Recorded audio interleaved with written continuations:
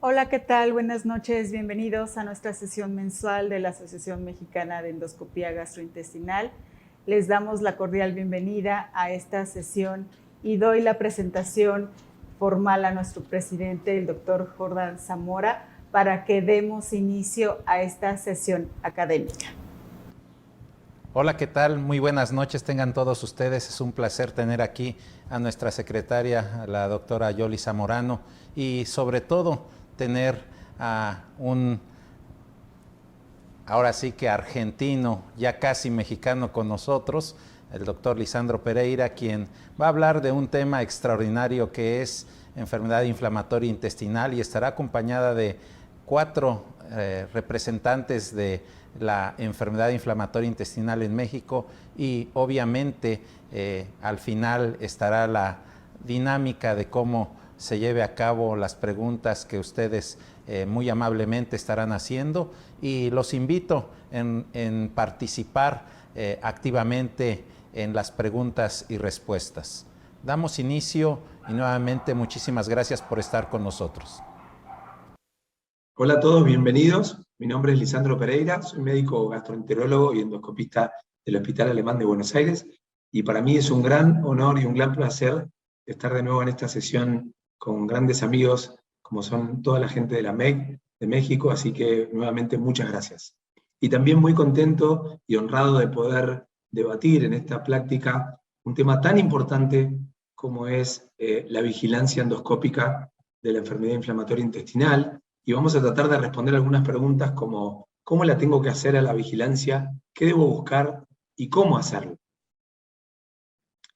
Yo creo que todos los que vemos pacientes con enfermedad inflamatoria intestinal o hacemos colonoscopías en estos pacientes, tenemos que tener muy claro por qué es tan importante realizar vigilancia en colonoscopía para tratar de detectar displasia en estos pacientes. Y esto ya la demostró ya hace mucho tiempo el doctor Ekbom en esta publicación de los 90, en el New England Journal of Medicine, en donde él mostró que los pacientes que tenían enfermedad inflamatoria tenían casi 6 veces más de riesgo de desarrollar un cáncer de colon que la población general, y que este cáncer era mucho más frecuente en pacientes con enfermedad inflamatoria con una mayor duración de esa misma enfermedad, o que habían comenzado con el diagnóstico de la enfermedad inflamatoria en edades más tempranas, antes de los 30 años. Desde esta publicación, la mayoría de las guías internacionales y los consensos nos recomiendan que sometamos a nuestros pacientes que tienen la enfermedad inflamatoria a colonoscopías de vigilancia en forma periódica, luego de pasado entre 8 y 10 años, dependiendo de la extensión y de los antecedentes del paciente y comorbilidades como la colangitis esclerosantes, en donde tenemos que empezar antes. Sin embargo, a pesar de que tenemos recomendaciones científicas para hacer vigilancia, para detectar tempranamente la displasia y evitar el cáncer avanzado en estos pacientes y la muerte, no siempre las cuentas nos salen como queremos o las ecuaciones, y nos encontramos en la práctica con que debemos mejorar ciertas conductas o ciertas cuentas. Y lo mismo pasa con la vigilancia y el cáncer. Hemos aprendido mucho del cáncer a intervalo en el escrutinio, y hoy sabemos que si tenemos mucho cáncer a intervalo, esto quiere decir que somos poco efectivos en detectar a tiempo una lesión displásica o encontrar tempranamente un cáncer. Y así ocurre, por ejemplo, con la enfermedad inflamatoria. Este estudio ya tiene varios años publicado, nos mostró que luego de tomar la base de datos del Medicare de una gran cantidad de cáncer de colon, lo que vimos es que casi 15% de los pacientes con enfermedad inflamatoria que desarrollan un cáncer vienen siendo sometidos a colonoscopías de vigilancia, lo que nos habla de que realmente no estamos siendo efectivos en la vigilancia para detectar y prevenir este cáncer, o detectar a tiempo por lo menos.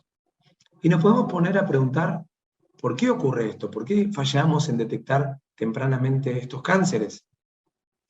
Y probablemente tenga mucho que ver con la enfermedad y cómo es el genio del cáncer en estos pacientes con enfermedad inflamatoria. Seguramente este cáncer es diferente al de los pacientes que no tienen esta enfermedad.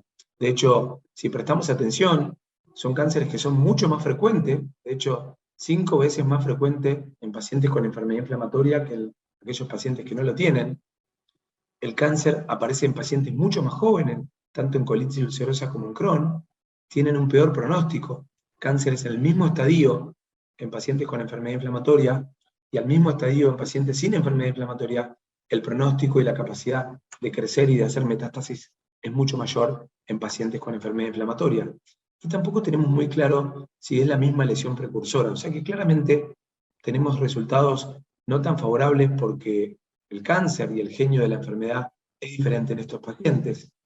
Pero también hay una parte que tiene que ver con nosotros como los médicos. ¿Cómo veníamos haciendo esa vigilancia y buscando la displasia y tratando de prevenir estos cánceres avanzados? ¿Cómo hacíamos hasta ahora? Por mucho tiempo hicimos una vigilancia con endoscopios convencionales que no tenían una gran capacidad de discriminar lesiones sutiles de la mucosa. Lo hacíamos endoscopistas de todo tipo, que no estaban específicamente entrenados en detectar patrones mucosos distintos, como por ejemplo el de los pólipos planos o de áreas de displasia. Eran estudios que eran rápidos y lo que sí se hacía era hacer muchas biopsias del colon en forma ciega, en forma escalonada, para tratar de detectar displasia. Se pensaba que la displasia estaba por ahí, que nunca la íbamos a reconocer y que tomando muchas biopsias, tal vez ahí podríamos detectar esta displasia. Porque el concepto, hasta no hace mucho tiempo atrás, era que la displasia estaba en el colon, pero era invisible.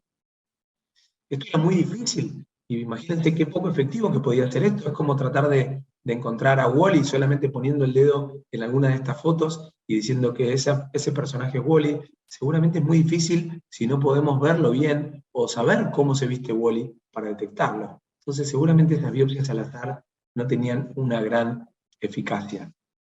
Entonces, probablemente por muchos años el problema mayor y la falta de efectividad en la vigilancia en enfermedad inflamatoria también tuvo que ver con nosotros, los endoscopistas. Cómo estábamos viendo y cómo estábamos interpretando estas áreas o esta capacidad de los colones de desarrollar displasia. Pero en los últimos años, con el crecimiento, ¿sí?, del conocimiento en detectar lesiones planas, en entender patrones mucosos diferentes y en tratar de analizarlos, pero sobre todo con la incorporación de nueva tecnología que nos enseñó a ver puntos pequeñitos y a discriminar pequeñas lesiones sutiles de la mucosa, generó un nuevo paradigma, que es el nuevo paradigma que tenemos hoy, que es entender que probablemente esa displasia, como vemos en la foto de la izquierda, que la detectábamos y a simple vista no había nada, hoy con esta tecnología y este entendimiento, si nos acercamos a esa área, probablemente esa displasia no es invisible, sino todo lo contrario, y que la podemos ver. Entonces, esto generó un nuevo paradigma, desafiando a que hagamos una nueva manera de hacer la vigilancia, que es interpretando la mucosa, tratando de detectar la displasia, que hoy sabemos que es visible, con biopsias dirigidas, y no tanto estas biopsias al azar, incorporando toda la tecnología que hoy tenemos a nuestro alcance. Este cambio de paradigma se consolidó cuando se publica, no hace mucho tiempo atrás, el estudio CENIC o el consenso, en donde nos dio todo un consenso internacional sobre cómo deberíamos manejar la vigilancia y la displasia, pero sobre todo, cómo buscarla, que era muy diferente a lo que veníamos haciendo. Y de nuevo, tratar de mejorar la manera en que hacíamos la revisación, mejorando la técnica, los equipamientos, pero sobre todo entrenándonos en detectar estos patrones mucosos que podrían estar hablando de un área de displasia, y obviamente tratando de capacitarnos en estas resecciones de los nuevos focos de displasia que muchas veces eran pólipos planos. Pero probablemente el punto más crítico y más álgido de la vigilancia es cómo lo buscamos. Y esto pasa también en la colonoscopía de escrutinio, pero tiene más importancia todavía en los pacientes con enfermedad inflamatoria, porque fíjense cómo muestra este gráfico, el 70% de las áreas de displasia en pacientes con inflamatoria son lesiones planas o áreas planas de la mucosa. Y nosotros ya hemos aprendido que los pólipos planos nos cuesta mucho verlos y tenemos que hacer un gran esfuerzo y someternos a colonoscopías de mucha calidad y de mucho tiempo de inspección para poder detectarlos. Entonces, con más razón, como hay tantas lesiones planas en la enfermedad inflamatoria, con mucha más, digamos, ímpetu debemos exigir estudios de calidad. Recordar que lo primero que tenemos que hacer es revisar casi toda la mucosa o la mayor cantidad de mucosa, entendiendo que tenemos que tener colonoscopías de calidad con buenas preparaciones y revisando en todos los lugares del colon, como vemos acá. No siempre las lesiones displásicas van a estar al alcance de nuestra vista y pueden estar como este pólipo atrás de un pliegue o en la profundidad de un pliegue. Obviamente debemos tratar de incorporar y utilizar todo lo que tenemos a nuestro alcance para ser más precisos, porque la displasia es muy difícil de encontrar. Hay nuevas herramientas y hay una gran cantidad de evidencia hoy que nos muestra que la tecnología y algunas herramientas nos pueden ayudar a detectar más displasia. Yo creo que hoy tenemos mucha información que nos respalda la utilización de la cromoendoscopía con índigo carmín, y esto ha demostrado que nos ayuda a ser mejores para detectar tanto pólipos, lesiones neoplásicas como displasia en general en los pacientes con enfermedad inflamatoria.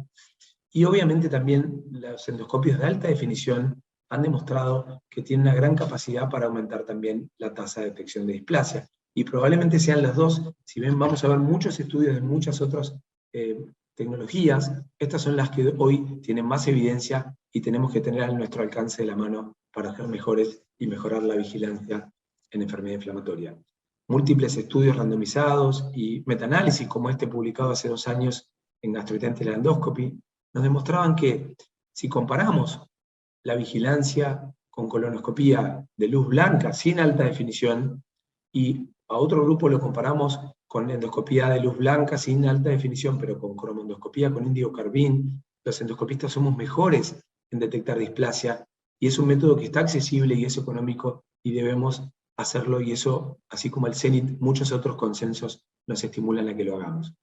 Ahora, también hay un montón de información, y muchos estudios también nos muestran que, en cambio, si disponemos de un endoscopio de alta definición, con high definition, cuando comparamos estos endoscopios con o sin el agregado de cromoendoscopía con índigo carmín, vemos que realmente no cambia la tasa de detección de displasia, o sea que si tenemos endoscopios de alta definición no necesitamos tanto la cromoendoscopía, aunque yo a veces pienso que esto es evidencia y tenemos que sentirnos cómodos y tratar de explorar cómo aprender a detectar estas áreas de displasia, y muchas veces la cromoendoscopía nos va a ser de mucha utilidad. Pero sin duda, cromoendoscopía cuando tenemos luz blanca convencional, sin lugar a duda, y endoscopía de alta definición en lo posible.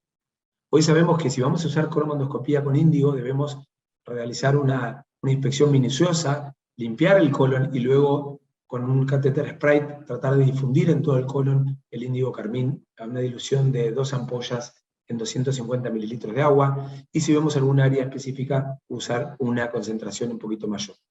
Obviamente que la cromoendoscopía nos pone en evidencia áreas un poquito bien sutiles. Esta lesión neoplásica en una colitis ulcerosa yo creo que obviamente lo vamos a detectar con o sin índigo carmín, pero muchas veces encontramos, cuando usamos el índigo, áreas muy pequeñas que a veces son solamente áreas de inflamación, pero en este caso, por ejemplo, como van a ver acá, luego de usar el índigo carmín, pudimos poner en evidencia esa lesión plana, pequeñita, de 6 milímetros, que también tenía displasia de bajo grado, y la pudimos resecar en forma completa con una ANSA, luego de detectarla con índigo carmín. Ahora, tenemos que hacer una endoscopía de calidad, detectar todo lo que podemos, inspeccionando lentamente la mucosa, pero también tenemos que saber qué vamos a ir a buscar. Y uno creo que aprendió, haciendo estudios de escrutinio, a tratar de buscar lesiones, ¿no? Sabemos que el cáncer de colon proviene de un pólipo, que es la lesión precursora, y todos nosotros los que hacemos escrutinio tenemos en la cabeza que tenemos que buscar en la foto de la izquierda un adenoma tubular, o en la foto del medio un túbulo velloso, o un velloso como en la foto de la derecha, y que no podemos dejarlos pasar porque estos pólipos son los que van a prevenir el cáncer de colon si los resecamos. Como último, los pólipos cerrados también, pero en nuestra cabeza sabemos cuáles son las lesiones precursoras que vamos a ir a buscar. Todo endoscopista tiene que tener claro que no es esto lo que tenemos que ir a buscar en una colonoscopía de vigilancia de enfermedad inflamatoria, ya que los pacientes con enfermedad inflamatoria llamativamente tienen mucho cáncer, pero tienen muy pocas lesiones como adenomas o adenomas avanzados, lo que nos hace pensar que probablemente conocemos cuál es el precursor del hombre o el primer paso del hombre, que puede haber sido el mono. Sabemos que el cáncer esporádico tiene como precursor el adenoma, pero no estamos tan seguros cuál es la lesión precursora de la enfermedad inflamatoria. Y es por esto que tenemos que tratar de entender que la displasia que precede al cáncer en la enfermedad inflamatoria se puede presentar de múltiples maneras, como lesiones polipoides planas, en su gran mayoría como vimos, pero también como áreas de alguna alteración sutil de patrones en la mucosa. Ya hay algunos consensos que nos empiezan a mostrar algunos patrones que tenemos que tener en la cabeza cuando revisamos áreas de elevación de la mucosa, áreas de fragilidad, amputación de patrones vasculares o de vasos vasculares, áreas de patrón velloso, parecido a lo que vemos en un adenoma, y algunas cicatrices o áreas irregulares, nos tienen que hacer sospechar y examinar en profundidad y tal vez biopsiar, porque esto puede ser el área previa o temprana de un cáncer o una displasia. Pero también tenemos que ser capaces de entender lo que estamos viendo, y si encontramos displasia, vamos a tener que poder discriminar de qué tipo de displasia estamos hablando. Hoy, por ejemplo, sabemos que vamos a tener que entender, si vemos un área que es sospechosa y pensamos que tiene displasia, lo primero que tenemos que tratar de entender es si esa displasia está circunscripta en un pólipo, una lesión polipoide, o es un área difusa, que realmente es lo que se llama una lesión displásica no polipoide difusa. Y esto tiene dos grandes aspectos que lo hacen importante. Es que primero, si la lesión es polipoidea, tal vez tenemos que trabajar como en cualquier paciente, pensando en si ese pólipo es resecable, pensando si tiene un área de invasión con cáncer de la submucosa, y si no la tiene, si la podemos resecar. Si eso es así, la tenemos que manejar igual que una lesión displásica en colon en un paciente que no tiene enfermedad inflamatoria. Pero si no vemos el límite, ese paciente no va a poder ser resecada esa lesión, tenemos que biopsiar alrededor y tenemos que probablemente marcarlo, porque si tiene displasia seguramente va a ser quirúrgico. Entonces, yo siempre insisto en nuestro servicio que lo primero que tenemos que hacer es, ¿estoy sospechando un área de displasia? Busquemos la línea de demarcación. ¿Qué es la línea de demarcación? Es revisar el borde de esa lesión que estamos viendo y ver si la podemos circunscribir o no. En esta foto que ven acá, era un área que a priori parecía no estar bien circunscripta, pero luego de usar índigo carmín y acercarnos, pudimos ver que tenía un borde, tenía una línea de demarcación, por lo que podemos clasificarla como una lesión polipoidea que pudo ser resecada y tenía displasia de alto grado. Pero cuando vemos un área que no nos gusta, y esa área no tiene una línea de demarcación, eso es lo que es una lesión no polipoidea difusa, y tenemos que marcarla y biopsiar. Y sobre todo entender que no vamos a poder resecarlo. Ahora, no solo es importante reconocer estas lesiones no polipoides difusas porque vamos a tener una conducta diferente terapéutica, pero también tenemos que entender que pueden presentarse de distintas formas, y estas lesiones tienen un pronóstico muy, muy diferente a las lesiones polipoides. Son áreas que a veces se presentan como áreas irregulares, como vemos en la foto de abajo a la izquierda, a veces, como en la foto de la derecha, como un patrón velloso, como les comenté anteriormente. Estas son todas áreas de displasia que encontramos en nuestros pacientes, o a veces se presentan en forma de placa o nodularidad extendida en toda la pared del colon. Todas estas pueden ser áreas difusas de displasia que vamos a tener que reconocer y seguramente biopsiar para después enviarlas a una intervención quirúrgica. Ahora, fíjense esto también, lo que les contaba. Estas lesiones son totalmente diferentes a las que tienen línea de demarcación o que son pólipos. Este estudio lo mostró hace muchos años también, en el 2015, cómo las lesiones que no tienen límites, las no polipoides, tienen mucho más riesgo de desarrollar un cáncer avanzado en el corto plazo. En cambio, las lesiones polipoides tienen un riesgo muy bajo de generar un cáncer. Estos son algunos ejemplos. Fíjense, en este paciente encontramos aquí abajo, donde ven esta elevación sésil, ahí hay una alteración del patrón vascular. En esa biopsia encontramos un adenocarcinoma, pero el resto de las biopsias que ven en hora 12, en hora 3, que vemos un patrón irregular, también en este paciente tenían displasia de bajo grado. O sea que muchas veces el cáncer o la displasia se presenta en forma multifocal o sincrónica en el mismo paciente en el colon. Esta es una lesión también muy interesante que encontramos. Fíjense cómo parece una ventosa, es un área vellosa que cuando la biopsiamos tenía displasia de bajo grado, pero también en otros focos del colon encontramos áreas de displasia de bajo grado, y si bien parece que está delimitada, cuando nos acercábamos no podíamos trazar una línea de demarcación, por lo que este paciente fue a cirugía. Les voy a mostrar en estos pequeños minutos este video que creo que grafica un poco todo lo que tiene que ver con las lesiones no polipoides difusas de la enfermedad inflamatoria.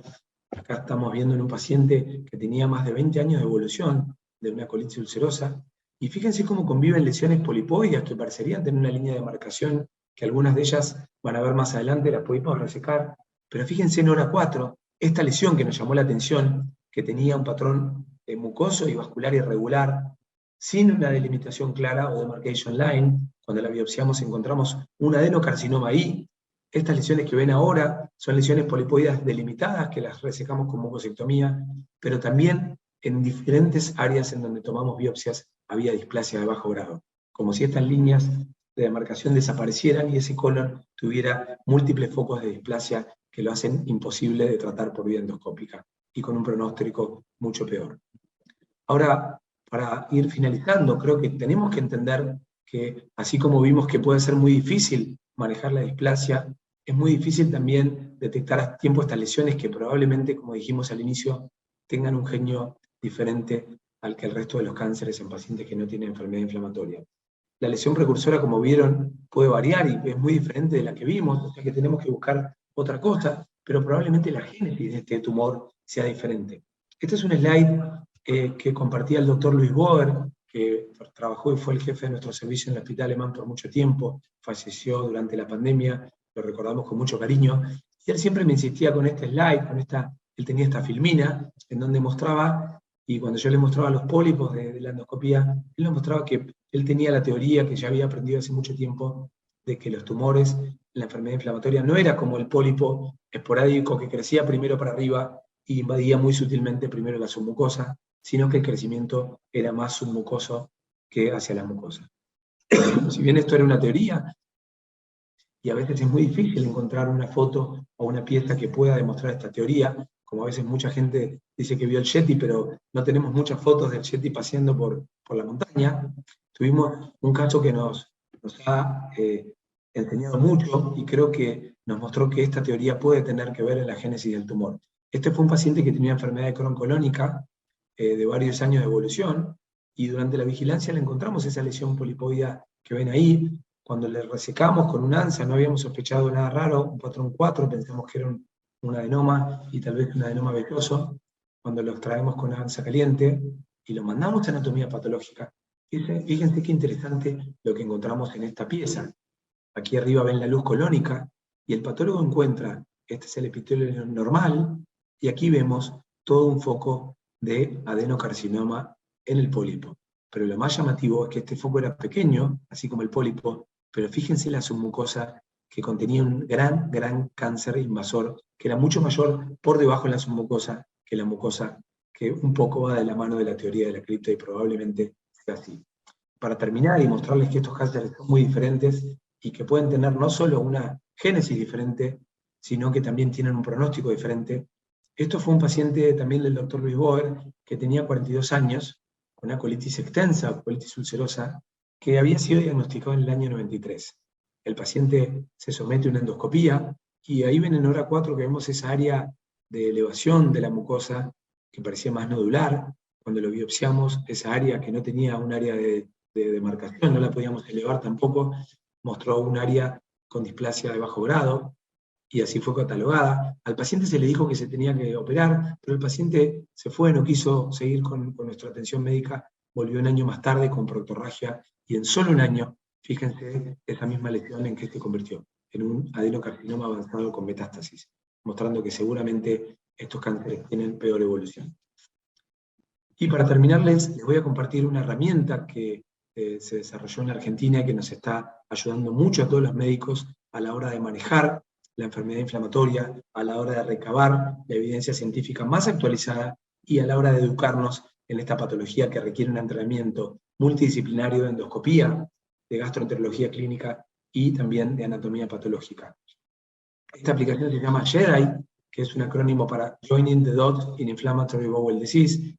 Se desarrolló en conjunto con Digital Means y del laboratorio Takeda, y un gran board de expertos que trabajaron de las distintas especialidades. En esta herramienta van a poder encontrar herramientas para el gastroenterólogo, para el endoscopista y para el patólogo, que también nos pueden ayudar desde educarnos y tratar de entender cuál es la mejor manera de interpretar la endoscopía de un paciente. Como vemos acá, hay un montón de tutoriales, hay un montón de herramientas para calificar la actividad de nuestros pacientes endoscópicas. Como ven acá, hay imágenes en 3D que nos permiten entender cómo es, por ejemplo, un pseudopólipo en una enfermedad de Crohn, en una enfermedad de colitis ulcerosa, y realmente la verdad que es una herramienta que nos está haciendo de utilidad. También hay un área para endoscopistas y para el patólogo, que si bien tienen herramientas específicas para cada uno de ellos, hay herramientas que nos sirven a todos. Todos nosotros aprendemos mucho, por ejemplo, con el Atlas de Enfermedad Inflamatoria, en donde podemos ver en 3D cómo se ve una criptitis o cómo se ve una erosión, y es muy interesante. Tenemos también para los endoscopistas herramientas como el Vigila CCR, que es una herramienta, como ven ahí, que solamente colocando la edad de nuestro paciente con enfermedad inflamatoria, el tipo de diagnóstico que tiene y extensión de su enfermedad, la edad de comienzo y la presencia de colitis esclerosante, nos va a determinar cuándo ese paciente tiene que empezar con la vigilancia y qué tipo de recomendaciones nos da en cuanto a cómo preparar la endoscopía. Esta es una herramienta que tiene un montón de imágenes, como dijimos, de patología y endoscopía, y está disponible, por lo menos en nuestro país, de la mano de Takeda. Así que bueno, para ir finalizando en esta charla tan interesante de vigilancia, quiero concluir diciendo que debemos mejorar todos nosotros la forma que hacemos vigilancia, y eso lo entendimos por la gran cantidad de cáncer de colon que tenemos en pacientes con enfermedad inflamatoria. Debemos combinar técnica, herramienta, como cromodoscopía y alta definición, con conocimiento en patrones, como por ejemplo de displasia, para poder ser mejores y evitar estos cánceres o detectarlos más temprano, y trabajar fuertemente con los aspectos de colonoscopía para mejorar nuestros resultados. Desde ya, muchísimas gracias, y quedo a la disposición para cualquier pregunta. Buenas noches tengan todos ustedes. Muchas gracias por participar con nosotros en la sesión de la Asociación Mexicana de Endoscopía Gastrointestinal. En este mes, recordemos que en mayo se celebra el Día de la Concientización de la Enfermedad Inflamatoria Intestinal. Agradecemos al doctor Lisandro Pereira su participación en esta sesión, y en lo que empiezan las preguntas de nuestra audiencia, por favor, cualquier duda, pregunta que tengan, siéntanse con la confianza de escribirla y nosotros la leeremos. Muchas gracias. Siempre la enfermedad inflamatoria intestinal representa un reto, tanto en el diagnóstico como en el seguimiento, y pues no lo es tampoco así para la vigilancia y el manejo de la displasia en la enfermedad inflamatoria intestinal. Ahora con las nuevas herramientas y nuevas tecnologías, pues bueno, tenemos afortunadamente un cambio en estos pacientes. Ha disminuido la tasa de los pacientes que iban o desarrollaban cáncer colorectal, pero aún así todavía sabemos que es una población con riesgo de desarrollar cáncer colorectal, más que la población general. Entonces, pues bueno, por eso la importancia de tener estas pláticas acerca de la enfermedad inflamatoria intestinal, de la endoscopía en la enfermedad inflamatoria intestinal. Tenemos algunas preguntas ya. Por favor, en lo que tenemos más preguntas, ya vamos a empezar con algunas de ellas. Doctor Lisandro, buenas noches. Muchas gracias por su excelente ponencia. Siempre la enfermedad inflamatoria intestinal supone que, pues bueno, nos enfrentemos a que un paciente pueda estar en actividad de la enfermedad, y era una endoscopía para screening o vigilancia de buscar intencionadamente displasia. ¿Qué pasaría en aquellos pacientes que va a una endoscopía para búsqueda de una lesión, pero el paciente tiene actividad de la enfermedad? ¿Qué nos recomienda? Programamos la endoscopía en 6 meses, damos tratamiento. ¿Qué es la conducta más indicada en este tipo de pacientes? Que desgraciadamente con estos 2 años de la pandemia, pues sabemos que muchos de las vigilancias y los escrutinios, pues desgraciadamente se atrasaron, y los pacientes con enfermedad inflamatoria intestinal son un grupo importante que tuvo este problema. Buenísimo. Bueno, gracias por la invitación. Primero, antes que nada, saludarlos a todos. Para mí es un gran placer estar en estas sesiones con colegas y amigos de AMEC y de México, así que gracias. Y bueno, sí, realmente la pregunta es muy buena, y creo que esta es una cosa que nos cuesta a todos, ¿no? Porque primero, yo siempre lucho mucho en nuestro país y en nuestro servicio para entender que la vigilancia es un estudio que se hace en un determinado momento, es decir, a veces nos suben yo trabajo mucho en endoscopía, y a veces nos suben los pacientes de enfermedad inflamatoria, y los fellows que están con nosotros dicen, bueno, es una enfermedad inflamatoria. Y yo creo que ahí es el primer paso que tenemos que dar todos, ¿no? tenemos que entender bien cuál es la indicación de la endoscopía, porque cada endoscopía es diferente, es decir, no es lo mismo si estamos buscando una actividad, si es un debut y queremos saber si el diagnóstico es una enfermedad inflamatoria o no, las cosas que tenemos que mirar, cómo tenemos que biopsiar, todas esas cosas son diferentes. Y habiendo dicho esto, también creo que no es lo mismo una colonoscopía de vigilancia. O sea, ahí yo tengo que decir, bueno, pará, ¿es una colonoscopía de vigilancia? ¿Por qué es una colonoscopía de vigilancia? Porque este paciente ya pasaron tantos años desde su diagnóstico, como dije antes, depende de la longitud, si pasaron 12, 15 años, o pasaron 8 si era una extensa, y ahí digo, bueno, este paciente ya está en riesgo de empezar a tener displasia en su colon, y ya vimos que los pacientes con enfermedad inflamatoria tienen casi 6 veces más de chance de hacer displasia, entonces tenemos que parar las antenitas, ¿no? Ahí en ese paciente. Y la segunda cosa, que preguntaste muy, muy bien, y creo que es la pregunta del millón, el paciente, para que hagamos un estudio de vigilancia, tiene que estar en remisión, o sea, tiene que estar dormida la enfermedad para los que no son expertos en inflamatorio y son endoscopistas, ¿no? ¿Y esto por qué? Por muchas cosas, pero principalmente porque sabemos que cuando el colon lo evaluamos y está lleno de úlceras y lleno de sangre, primero es que vamos a poder pasar por alto claramente lesiones que pueden ser displásicas o lesiones planas, como vimos ahí, o sea que esa colonoscopía probablemente no funcione como un examen, digamos, de displasia y decir, bueno, este examen ya me quedé tranquilo que por este periodo no hay displasia. No, eso no va a pasar porque vamos a tener mucha inflamación y no vamos a poder ver ciertas áreas. Y la segunda es porque la inflamación en sí, la actividad, va a generar cambios que van a hacer que para el patólogo sea casi imposible determinar si eso que está viendo es inflamación o es un área de displasia que a veces es tan sutil que ahí empiezan a tirar marcadores y P53 y todo lo que tiene al alcance de la mano y nos llaman para ver si realmente es más parecido a una displasia citológica o un área de inflamación. Entonces, creo que esa pregunta es excelente. Habiendo dicho eso, creo que no tengo una gran respuesta, o la literatura tampoco la tiene. Sí, lo ideal es tratar de que ese paciente reciba el tratamiento, tratar de controlarlo de cerca, tratar de que entre en remisión y que ese paciente lo podamos ver cuando esa enfermedad está dormida. Y voy a decir la última cosa acá, y espero la opinión de ustedes también, que tampoco hay que ser tan, digamos, absolutistas, ¿no? Porque con ese concepto que está en las guías, nosotros nos peleamos con nuestros inflamatoriólogos en nuestro hospital, porque, ¿qué pasa? Hay pacientes que, todos tenemos esos pacientes difíciles, ¿no? Que son pacientes difíciles que nunca los podemos hacer entrar en remisión y que los tenemos años con una actividad y la logramos tener una actividad leve o mejoramos la parte del colon y queda todavía el recto. Entonces, yo siempre le digo a mis colegas, ok, no tengo remisión, no está en la situación ideal, pero está en situación de riesgo este paciente, pasó tanto tiempo y tampoco tengo que dejar de mirar, porque solo porque tenga actividad y veo un área elevada o un nódulo, no puedo hacerme el distraído y decir, no, no puedo mirar porque hay un área de inflamación, ¿ok? O sea que no es la situación ideal, pero creo que así como vamos a ir a buscar actividad, tenemos que estar atentos de no encontrar tampoco un área de displasia que sea muy, muy marcada y muy evidente, ¿no? Sí, muchas gracias. Desgraciadamente, sí, no, los pacientes con enfermedad inflamatoria intestinal son todo un reto.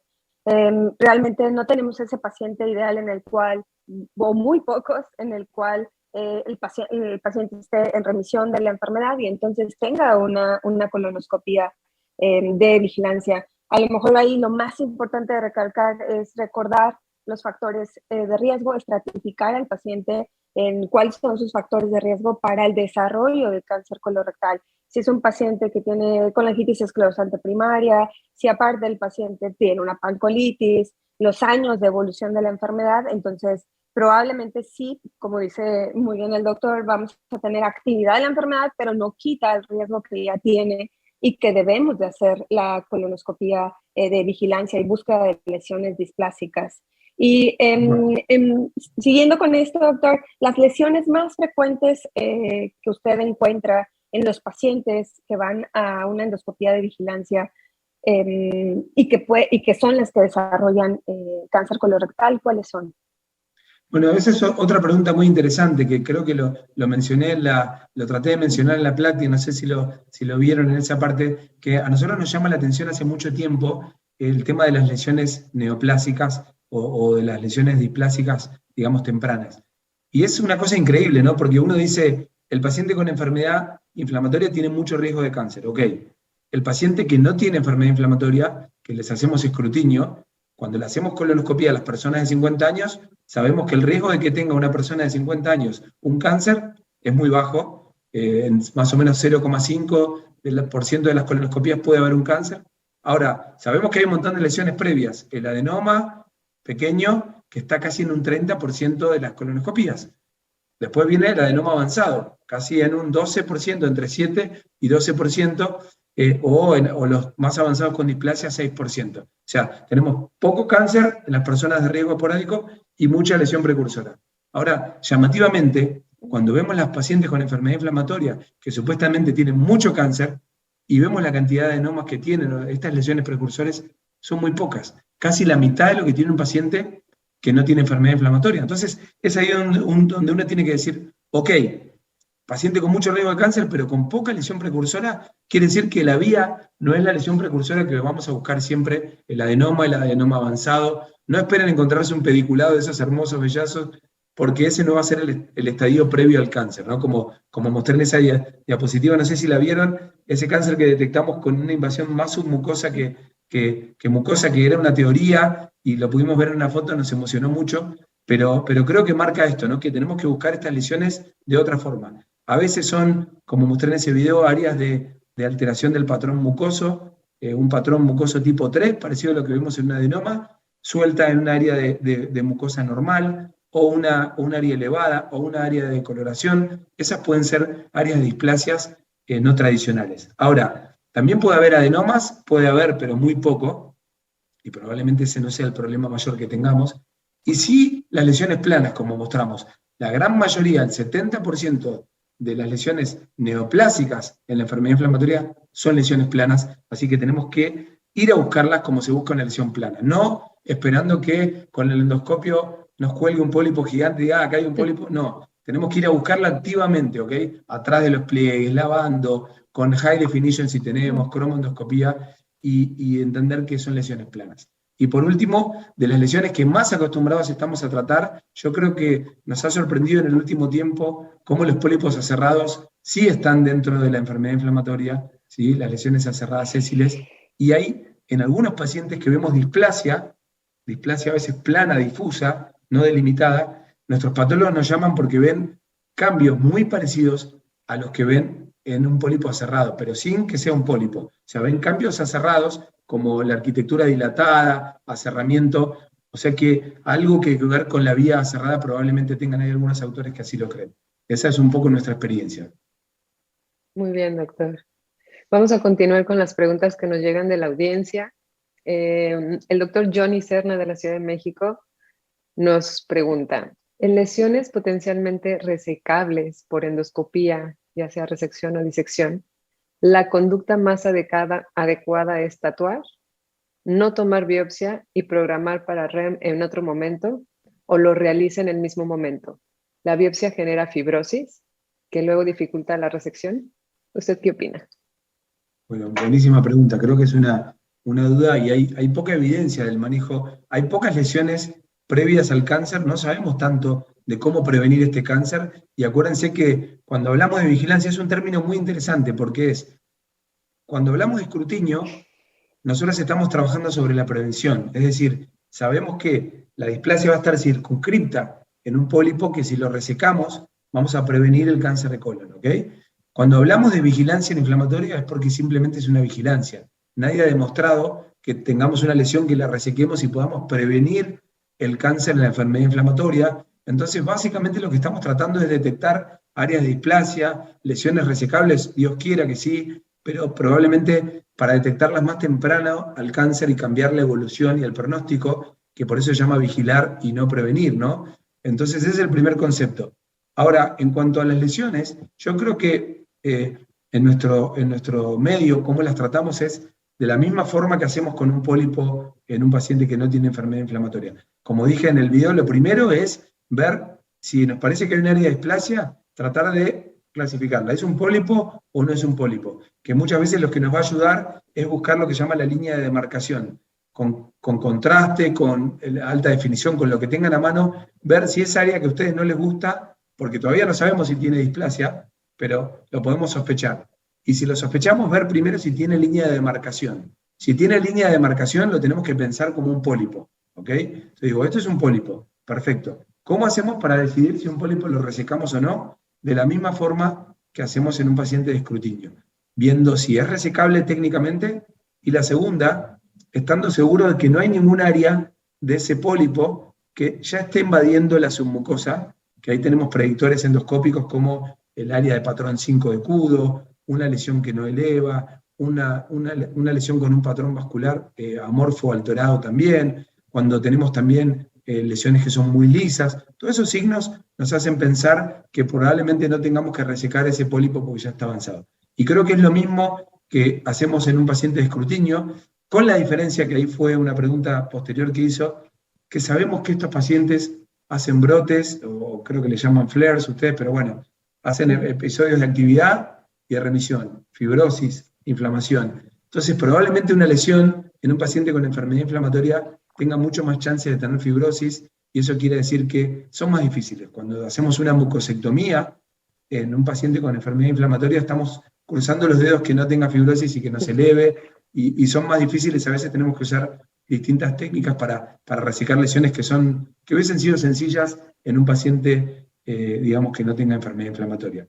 Y obviamente la disección submucosa, por esa capacidad de poder resecar y trabajar la fibrosis de los planos submucosos, también es un área que toma mucho protagonismo acá en la enfermedad inflamatoria. Pero yo diría que sí, que nosotros trabajamos de la misma forma que lo hacemos con un pólipo, viendo si tiene riesgo de cáncer o no, viendo si es factible, lo tratamos de resecar en el momento. Si la resección no es completa o es una resección que requiere vigilancia, la marcaremos, siempre dejando 3 centímetros entre el pólipo y la marcación, porque eso también puede generar fibrosis, pero básicamente eso hacemos. Y si no vemos una línea de demarcación, como les mostré en ese video, que a veces es difícil encontrar, tenemos un montón de fotos, pero ese video está buenísimo porque ahí ves que acá había una lesión que está fea, y cuando la tratás de mirar, esa lesión no tiene línea de demarcación, pero al lado había otras áreas que eran raras, como patrón velloso, que también tenían cáncer. O sea que claramente cuando no hay línea de demarcación, ahí obviamente lo marcamos, pero seguramente ese pólipo o ese colon tenga otras áreas de displasia metacrónicas que van a hacer que lo tengamos que intervenir quirúrgicamente, ¿no? Pero marcar seguramente es una buena opción. Muy bien. Doctor Pereira, una pregunta. En aquellos pacientes que tienen muchos pseudopólipos y que ocasionalmente, aquellos que están muy grandes, sobre todo, que tienden a ulcerarse y que por aquellas úlceras pues se ven feos, ¿alguna recomendación de tomar la decisión de biopsiarlos o incluso de retirar algunos de los pseudopólipos? ¿Qué sugerencia tiene al respecto? Por muchos años se trataba tratamos de predecir qué paciente tiene un pseudopólipo, y hay algunas pistas, ¿no? Yo creo que hoy el que no está mucho en endoscopía por ahí tiene algunos trucos para ir aprendiendo, pero siempre el pseudopólipo, si miramos alrededor vamos a ver cicatrices mucosas, porque son como esos bordes elevados que quedaban entre úlcera, a los costados de la úlcera, y cuando repetiliza terminan creciendo. Entonces uno va buscando información, y lo primero es asegurarse que son pseudopólipos, ¿no? En áreas que hay lesiones múltiples, en áreas que sabíamos que había actividad, encontrando cicatrices mucosas en estos pólipos digamos, inflamatorios, que hoy se llaman así. Tenemos que tener certeza de que son de ese tipo de pólipos. Y después mirando la mucosa. Yo siempre trabajo mirando el patrón mucoso, viendo que generalmente tiene un patrón mucoso tipo 1 o tipo 2, como lo tienen el resto de la mucosa adyacente, y no tienen patrones neoplásicos como un patrón 3L, o un patrón 4, o un patrón 2O, si es una cerrada. Entonces, eso es muy importante. Habiendo dicho eso, por mucho tiempo nos dijeron, caracterizamos los pseudopólipos y los dejamos tranquilos. Pero, en los últimos años, han aparecido publicaciones que cuando muestran dónde viene la displasia, hay áreas de displasia que se originan en algunos pseudopólipos. No tenemos mucha evidencia de esto. Nosotros estamos haciendo un registro ahora en nuestro hospital sobre este tema, pero tenemos algunas. Yo en mi caso hemos tenido pacientes con pseudopólipos que tenían más sangrado o más área de inflamación, y lo biopsiamos tal vez pensando che, este paciente, ¿por qué vino a la consulta? Vino por proctorragia. Bueno, llamativamente está en remisión casi todo el colon, pero veo actividad solo en el pólipo. Hemos encontrado como que en el pseudopólipo hubiera úlceras y en el resto del colon no sé si les pasó eso, pero tuvimos 2 pacientes eso, y como el paciente venía por proctorragia, lo biopsiamos, uno de ellos lo resecamos, y ese paciente, el primero tuvo displasia de alto grado en el pseudopólipo. Entonces acá vino la pregunta y la pelea entre patólogos y endoscopistas y cirujanos, ¿no? Esto es inflamación, esperémoslo, y ahí el patólogo saca su panel de P53 y todos estos marcadores que tiene para lo que es displasia y no inflamación, y nos asegura que así lo fue, y empieza uno a tener dudas, ¿no? Así que creo que hoy tampoco tenemos la garantía de que los pseudopólipos son todos una cosa benigna. Nosotros hoy tratamos de biopsiar a los más grandes, o los que sangran, o los que tienen inflamación diferente del resto, o algún área de depresión dentro del pólipo, y eso es lo que te puedo decir. Sé que no hay mucha evidencia del tema, pero son cosas que nos preocupan. Es un tema que me pone nervioso. Cuando veo muchos pseudopólipos y los veo sangrando, digo, bueno, vamos a tener que biopsiar alguno, pero no sé si ustedes trabajan de la misma forma. Perdón, la pregunta también va enfocada porque sí, me ha tocado a mí también algo así similar.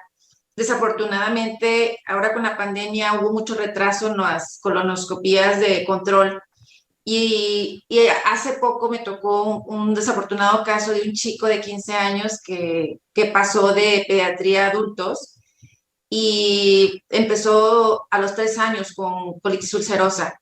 Desafortunadamente nunca se le dio terapia biológica, entonces solamente, o sea, muy mal manejo, y tenía displasia de alto grado, pero aparentemente entre biopsias al azar y muchas biopsias de pólipo, pero desconocemos, no había una masa ni una zona específica de las biopsias. Se revisó por segundo patólogo, se volvió a repetir otra colonoscopia con biopsias otra vez al azar, pero se enfocaron, por lo que yo no hice la colonoscopia, pero por lo que vimos fueron más hacia los pólipos, y que tenía pancolitis, actividad severa y múltiples pólipos, y volvió a salir con displasia de alto grado. Obviamente mandé al chico a colectomía, y en la colectomía salió la pieza con adenocarcinoma con invasión a la serosa. Entonces, 15 años, o sea, un chico pues súper joven, ¿verdad? Y este año me tocaron muchos adenocarcinomas con pancolitis, con actividad severa. Entonces, bueno, también por eso.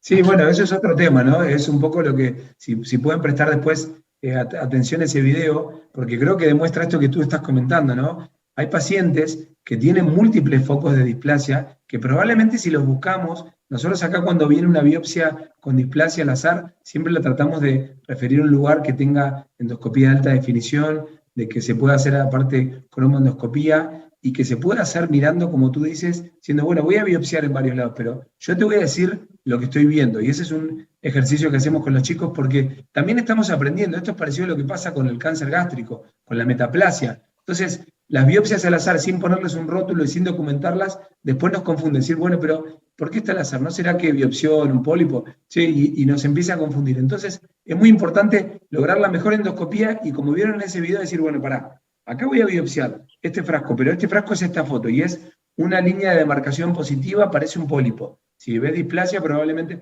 Ahora te voy a biopsiar al costado de ese pólipo, que veo un patrón vascular conservado, o veo un patrón amputado vascular y veo área vellosa.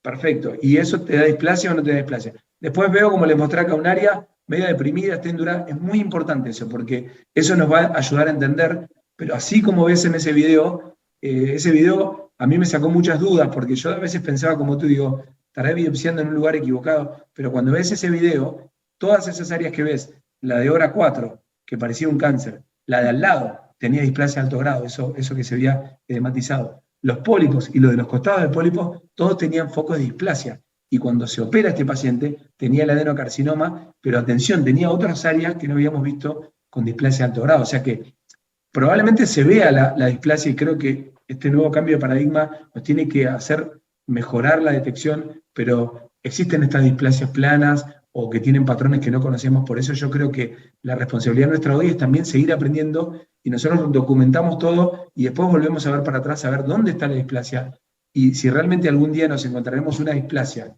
que alguien diga, bueno, te tomé una biopsia acá y te puse que el patrón vascular está conservado, esta área estaba divina y me viene displasia, bueno, probablemente ahí podamos decir, bueno, hay displasia invisible, ¿no? Hasta ahora hay una discusión en esto, después del CENI, pero coincido con usted, muchas biopsias, mucha atención a donde se biopsia, pero también ese niñito que tú contaste, empezó a los 3 años, ¿no? Es jovencito, sí. Pero acuérdate que pasaron de 3 años hasta los 20, si era una extensa, ya a los 8 años tendría que haber empezado con protocolos, y en eso fallamos también, por eso ahí les puse ese ejercicio de esta herramienta que hicimos dentro de JEDI, de esta app, que tiene una herramienta que ayuda a los gastros generales, sobre todo creo que los expertos lo tienen así, pero un gastro general por ahí se le olvida, entonces uno puede poner la edad, el tiempo de evolución, las comorbilidades, y nos ayuda a entender y a ver cómo hacer el protocolo, ¿no? Claro, gracias. Muy bien, doctor. Doctor Pereira, hablando nuevamente un poquito de cáncer de intervalo, lo cual considero que es de suma importancia, menciona que hasta el 15% de los pacientes con enfermedad inflamatoria intestinal desarrollan un cáncer de intervalo y están sometidos a colonoscopías de vigilancia. ¿Cuáles son los principales factores que usted considera son los más importantes para el desarrollo de cáncer de intervalo y cuáles son las principales recomendaciones que usted nos puede dar para que lo llevemos a nuestra práctica diaria con estos pacientes? Perfecto. ¿Te referís al cáncer de intervalo en pacientes solo con enfermedad inflamatoria? Así es, solo con enfermedad inflamatoria. Mira, yo creo que también ahí es un tema que nos marca un poco que no llegamos a tiempo. Yo no estoy tan convencido, de nuevo, de que sea un problema no es tan nuestro. Creo que sí, ¿no? Muestra de que venimos haciendo estudios periódicos en nuestros pacientes y claramente no prevenimos el cáncer, ¿sí? Pero creo que nosotros lo sabíamos de antemano, porque por eso le llamamos vigilancia. La idea es detectarlo a tiempo. Pero cuando uno lo compara los cánceres tempranos y tardíos con los pacientes que no tienen inflamatoria, decimos, pucha, lo hacemos mucho peor en la inflamatoria. Creo, de nuevo, para sacarnos un poco de culpa, que es culpa también de la enfermedad, ¿no? Que no podemos prevenir ese cáncer, y como vimos, a veces el cáncer, y vuelvo a insistir en esa fotito de ese pólipo que me llamaron el patólogo desesperado porque ve el foco de cáncer arriba, pero todo ese cáncer de abajo, ¿no? O sea que a veces hay cosas que se están gestando por abajo, probablemente, y que cuando aparezca la puntita de eso, ya esté avanzado el cáncer. Habiendo dicho eso y sacándonos un poco la culpa los endoscopistas, sí, creo que tenemos que ser más exigentes que nunca con los aspectos de calidad, que así como en el escrutinio el cáncer de intervalo se asocia indirectamente con endoscopistas que revisan poco, o sea, el endoscopista que revisa muy bien, se detiene mucho, es lento revisando la mucosa, detecta mucha cantidad de pólipos, tiene preparaciones buenas de calidad, llega siempre al ciego. Esos endoscopistas tienen menos cáncer de intervalo. Yo creo que acá eso lo tenemos que maximizar, sobre todo porque entendimos que el 70% de las neoplasias de la inflamatoria son planas, que son las que más nos cuestan. O sea que te diría que no hay duda que tenemos que una columna de vigilancia tiene que tener mucho tiempo. A mí me gusta que tenga 2 turnos, va en contra del sistema, es difícil, pero creo que nos lo merecemos, o se lo merece el paciente, para trabajar tranquilos, muchos frascos, el enfermero, nuestro asistente, muy convencido, que a mí, yo hago los viernes endoscopías de enfermedad inflamatoria, y se pelean, nadie quiere venir conmigo de los asistentes porque realmente saben que tienen que sacar un montón de biopsias. La biopsia esa va con, le pongo biopsia 1, mucosa sana, no vi nada, foto 1, y van relacionando el felo con, los volvemos locos, pero mucho tiempo. Segundo, buenas preparaciones. Insistir, hoy en día es una picardía que no tratemos de convertir la preparación buena, o sea, una preparación no satisfactoria en buena, con aunque sea una bomba de lavado, que nosotros sabemos que podemos detenernos un poquito y lavar, y podemos convertirla en una preparación mejor. Creo que esos son factores claves. Y después, obviamente, habrá factores que tengan que ver con el riesgo de cáncer de ese paciente, que son los que mencionó la doctora previamente, ¿no? Mucho tiempo de evolución, chiquitos que mostraba el doctor Ekbom, que los chicos que empezaban a los 5 años tenían más riesgo, que ahí está la discusión, ¿pero será que estos chicos tienen mucho tiempo de evolución después? ¿O es porque empezar de muy chiquitos en sí? Parecería que empezar de muy pequeños también tiene más riesgo. todas las comorbilidades que mencionaste, como la colangitis, esclerosante, actividades severas, prolongadas. Yo creo que todas esas son cosas que nos tienen que hacer pensar que son pacientes de alto riesgo, ¿no? Gracias, Sí, doctor. un poquito tocando el tema de estas buenas prácticas de endoscopía, ¿usted tiene todo el expediente de cuando le mandan al paciente para una vigilancia, le llega toda la información del paciente, del tiempo de evolución, en la última endoscopía cuánto tuvo la extensión o desde el inicio cuánto tuvo la extensión, para poder ir viendo el riesgo? ¿Usted tiene toda la Mirá, información nosotros previa? para los pacientes gran pregunta, pero para nosotros trabajamos en un hospital que hay bastante enfermedad inflamatoria y que tiene historia clínica electrónica, y algunos nos dedicamos especialmente a hacer la endoscopía, y tenemos una entrevista previa obligatoria. Cada paciente que viene a hacer una endoscopía, una semana antes o dos, nos sentamos con el equipo de que vamos a hacer la endoscopía y vamos repasando eso que nos menciona y lo volcamos en la historia, ¿no? Muy importante, y tenemos la facilidad de tener las endoscopías ahí en el sistema. Pero muchos pacientes vienen de afuera también y recabamos lo más que podemos en esa entrevista previa a la colonoscopía para poder estar preparados. Sí, a veces no es fácil, a veces te llega una notita, claro. Depende del medio donde uno trabaje, ¿no? Cuando trabaja en un lugar que está todo servido es muy fácil, lo difícil es hacer las cosas bien en los lugares difíciles, ¿no? ¿Y la preparación intestinal en pacientes con estomas, doctor? Bueno, yo creo que todas las preparaciones son diferentes en la enfermedad inflamatoria, y ahí déjame que haga un punto para discutir también entre todos, ¿no? Estos chicos son, o pacientes también adultos, son pacientes que probablemente sean los que más nos pueden decir si una preparación es fea, donde más vamos a ver los efectos adversos, donde vamos a ver si lo vomitó o si no se preparan bien, porque se van a hacer muchas endoscopías. Entonces, hay una cosa que es el recuerdo que le dicen, que uno toma un purgante y después ya lo toleró, pero a la próxima siente como un rechazo. Entonces, hay que ir trabajando sobre eso, ¿no? Hoy por suerte tenemos muchos agentes nuevos para preparar. Nosotros tratamos de trabajar con agentes de baja carga, o sea, con gran tolerabilidad, como son el picosulfato de sodio, citrato de magnesio, como es también el ascórbico, como es el sulfato de sodio, y no el fosfato de sodio. O sea, siempre tratamos de trabajar con esas preparaciones que son más livianas, ¿no? No sé si ustedes hacen lo mismo ya, y tienen todas estas cosas también disponibles, ¿no? Sí, tenemos disponibles. Bien, perfecto. Y con respecto a las otras, también cuando el paciente está operado tratamos de manejarlos con enemas o con preparaciones, si a veces no le necesitamos, no invasivas, para tratar de no generarle este rechazo para largo plazo a los pacientes. Y con respecto... Perdón, adelante. No, vas, María. Doctor, tengo una pregunta más. Es el grupo de pacientes que tienen lesiones multifocales, sincrónicas, donde hay una completa pérdida de la línea de demarcación. ¿Con qué frecuencia ve a ese grupo de pacientes? ¿Con qué frecuencia los vigilo o qué tan frecuentes son? Los encuentra usted, o sea, ¿qué tan frecuentes? Mirá, te diría que son muy poco frecuentes. Por eso te digo, cuando estamos emocionados en encontrarlos, sí vemos cáncer que llegan en enfermedad inflamatoria, y cuando encontramos estas lesiones, por eso nos ponemos tan contentos y mostramos estas fotitos, los filmamos, o la foto esta, porque creo que nadie los ve tan frecuentemente, y por eso no los conocemos tanto, por eso no hay clasificaciones, porque no tenemos patrones endoscópicos tan definidos. Recién ahora empiezan a haber clasificaciones diciendo, bueno, fíjate que se puede ver la displasia como un área rugosa, o sea que, en mi opinión, son muy poco frecuentes. Nosotros hacemos bastante endoscopía en nuestro hospital, porque es un hospital que hace enfermedad inflamatoria, y lo vemos muy poco frecuente. Tenemos lesiones así planas, te diría que no tenemos más de 10 lesiones en los últimos años. Gracias, doctor. Doctor, ya hablando de más el uso de la cromoendoscopía con iScan, con los nuevos SCORE, que ya están teniendo mucha correlación con los hallazgos histológicos, ¿usted ya está formando la experiencia con el iScan, el índice Picasso?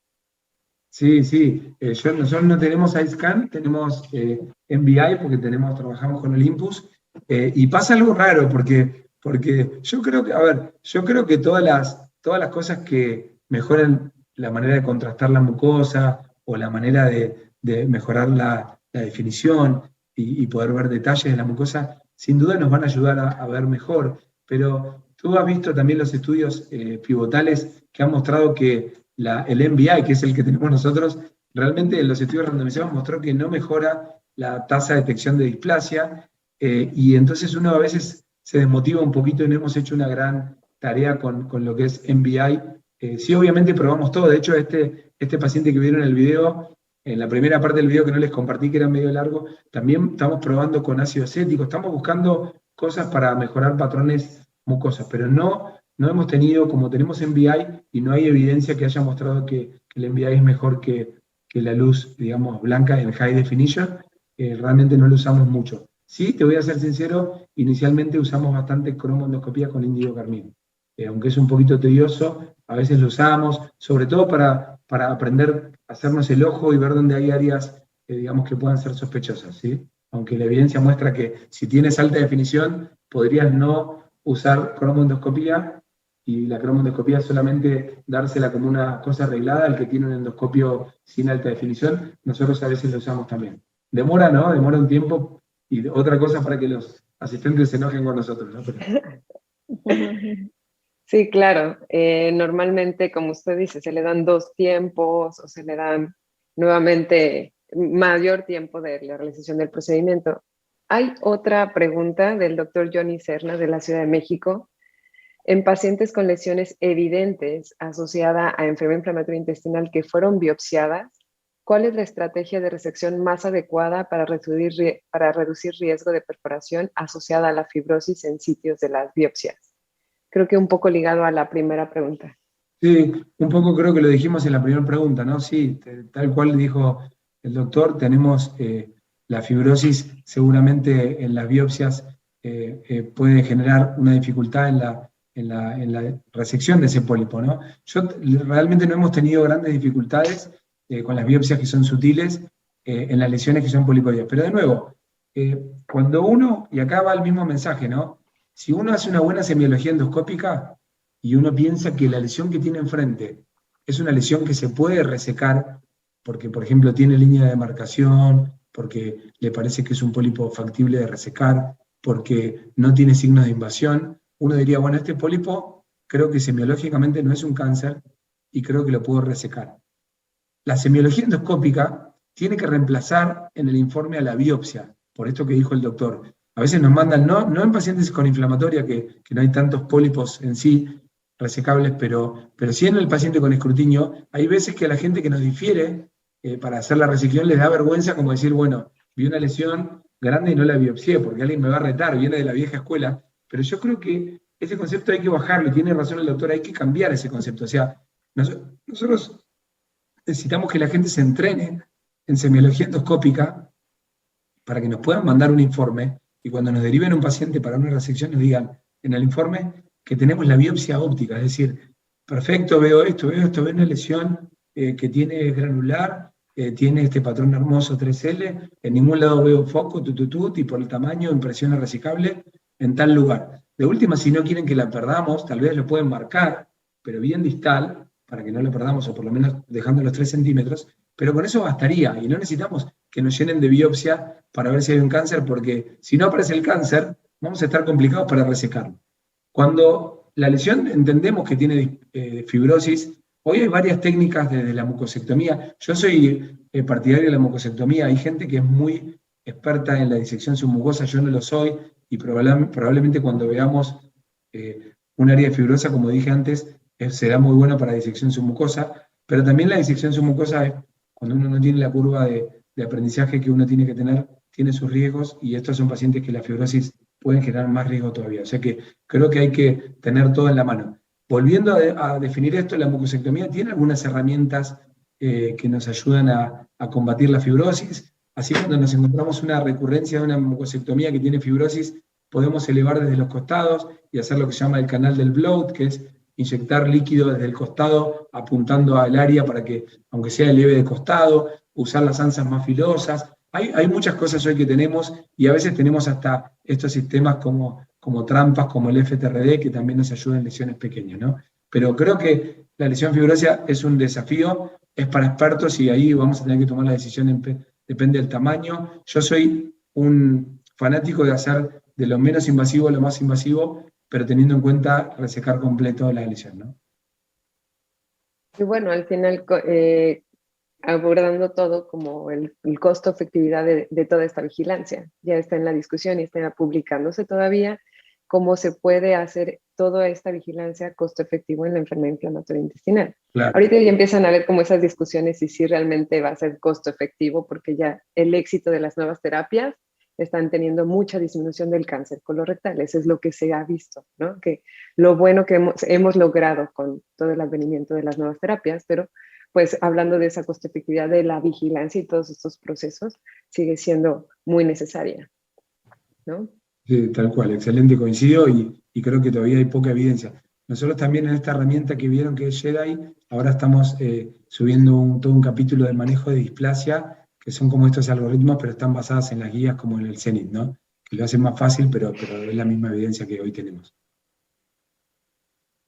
Queremos pronto tener disponible esa aplicación en México, porque realmente el hecho de que se desarrollen estas herramientas, pues es para que, como bien lo mencionaba el doctor Lisandro, unifiquemos la semiología, que las descripciones que hagamos endoscópicas, desgraciadamente a veces los pacientes no tienen el mismo endoscopista para el seguimiento de su enfermedad, o por muchas circunstancias que implica la enfermedad, no pueden tener un mismo doctor que hoy en día tenemos. Podemos unificar los criterios, podemos unificar las descripciones de sus estudios y pues bueno, que eso sea un parteaguas para que en el seguimiento de estos pacientes podamos hacer mejor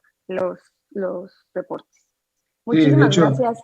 Eso fue una de las cosas que primero pensamos lo primero que hicimos es poner todas las herramientas que necesita una persona que hace una endoscopía para tener un reporte de calidad objetivo, pero a la misma vez hay cosas para los patólogos, para que todos hablemos el mismo idioma, para que entendamos. Hoy discutíamos un casito con colegas que nos llega un informe de una lesión, de una inflamatoria que venía tratada con corticoides, le estaban por dar un biológico, y la endoscopía decía úlceras de recto. Entonces, me lo mandan a mí, lo frenamos un poco, y en la descripción era muy escueta, y cuando hacemos la endoscopía, el recto tenía una úlcera larga de este lado, en hora 4, una úlcera longitudinal en otro segmento, en hora 12, y el resto del recto estaba perfecto, el resto del colon normal. O sea, si hubiese puesto que era compromiso de recto, que era asimétrico, ya uno diría, bueno, solamente ese criterio de decir, bueno, asimétrico es una enfermedad de Crohn, pero ¿por qué el Crohn tiene recto solo? Y ahí pensamos en una ETS, lo biopsiamos y lo más probable es que sea una clamidia. O sea, todas cosas las pusimos desde entrada, por eso hicimos toda esa serie de tutoriales y de algoritmos que creo que parece una pavada, pero tenemos que democratizar estos conocimientos a nuestros colegas, porque especialistas en IBD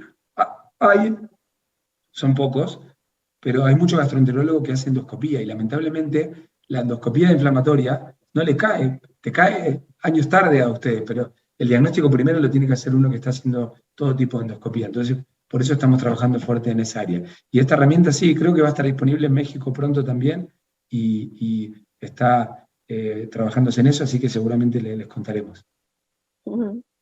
Sí, la esperamos con ansias. Muchas gracias, doctor. Y bueno, llegamos al final de nuestra sesión. Le agradecemos la participación, en especial en el mes del día que se conmemora el Día Internacional de Enfermedad Inflamatoria Intestinal. Seguimos trabajando en cómo mejorar las herramientas que tenemos como endoscopistas, como especialistas en enfermedad inflamatoria intestinal. Salieron las guías, apenas se actualizaron las guías de enfermedad inflamatoria mexicanas del año pasado, entonces es una herramienta que tenemos disponible, todos los de la MED, para poder tener actualización en todos estos criterios de envío, de toma de biopsia y todo. Como usted bien dijo, cada endoscopía tiene su objetivo. La de diagnóstica, la de identificar grado de displasia, la de vigilancia, ¿no? Muchísimas gracias, doctor, por su colaboración con nosotros, con la MEG. Un placer, muchas gracias a ustedes por invitarme.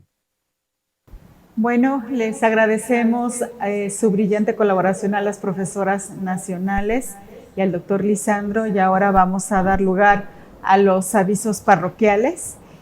A partir del 1 de junio de este año pueden registrar todos los trabajos libres y de ingreso en la plataforma que se encontrará en la página web de la asociación y poder presentarlos en nuestra siguiente reunión nacional del año actual, y los informes en el correo correspondiente de asociados@amegendoscopia.org.mx.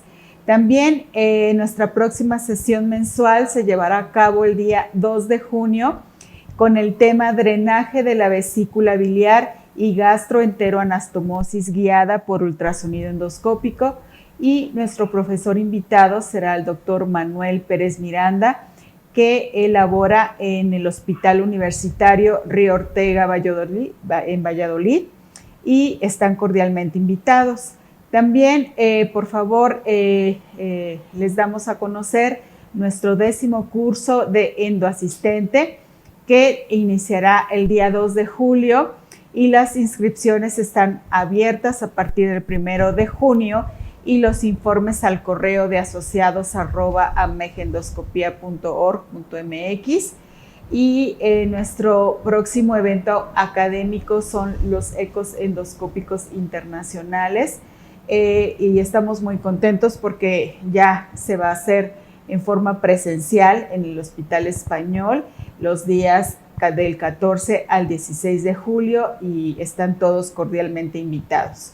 También el curso Viva la Vida del 26 al 29 de julio de este año, y la buena noticia es que la inscripción va a ser sin costo para todos los socios activos de AMEG, y para más informes pues también consulten el enlace que se encuentra en la página web de nuestra asociación. Y bueno, pues como ustedes saben, la 50ª Reunión Nacional de Endoscopía Gastrointestinal tendrá lugar en la Ciudad Blanca de Mérida, Yucatán, del 16 al 20 de septiembre. Por favor, anótelo en su agenda. Y también estamos muy contentos porque ya no será un evento híbrido, será 100% presencial, y están todos cordialmente invitados. Y bueno, ya también inicia el nuevo ciclo de curso Fundamentos, Trucos y Experiencias en Endoscopía Gastrointestinal en formato virtual, y también los informes al correo de asociados@amegendoscopia.org.mx. Y también el curso que es muy bueno de 1, 2, 3 a detectar, que es en línea. Hay profesores nacionales, hay profesores extranjeros, tiene 12 puntos para la recertificación de actividades de educación médica continua. Por favor, no se lo pierdan porque es muy bueno. Y también a todos los residentes los invitamos a ser parte de nuestra asociación como asociado en entrenamiento, para que también puedan gozar de todos los beneficios que les ofrece nuestra asociación, y los informes al correo ameg@endoscopia.org.mx. Y bueno, finalmente a todos los socios activos los invitamos a que se registren a nuestro directorio de asociados de la página web al siguiente correo: asociados@amegendoscopia.org.mx. Muchísimas gracias, y doy lugar al doctor Jordán Zamora para nuestro cierre de nuestra sesión mensual. Buenas noches. Muchas gracias, Yoli. En realidad ha sido una sesión extraordinaria con la magistral conferencia del doctor Lisandro Pereira, y creo yo que lo más importante es que se habló de cómo el proceso de la enfermedad es importante que todos conozcamos de él. Y al final, sobre todo, la magistral forma de dirigir las preguntas y respuestas de nuestras doctoras, la doctora Salia Yuridia Ruiz Flores desde Monterrey, Nuevo León, la doctora Azucena Isabel Casanova Lara desde Quintana Roo, en Cancún, la doctora Fabiola Maeli González Ortiz desde Piedras Negras, Coahuila, y de la doctora Margarita Fosado Galloso de Puebla. Creo yo que lo más importante es eso, ver que nuestras mujeres endoscopistas son igual líderes en nuestra AMEG, y gran parte de eso se lo debemos precisamente al empeño que ellas han tenido, y sobre todo seguirlos invitando a participar en todas nuestras actividades académicas, que como ellas, ustedes también forman parte de nuestra AMEG. Más allá de nuestras fronteras, también siempre les agradecemos el que estén con nosotros en Centro y Sudamérica y al mundo. Y a todos nuestros compañeros, de verdad, los invito, hagan su espacio. Tenemos nuestra reunión extraordinaria que estamos preparando para todos ustedes y sus familias, como se mencionó, en Mérida, La Blanca, para que allá nos volvamos a reencontrar. Va a ser extraordinaria.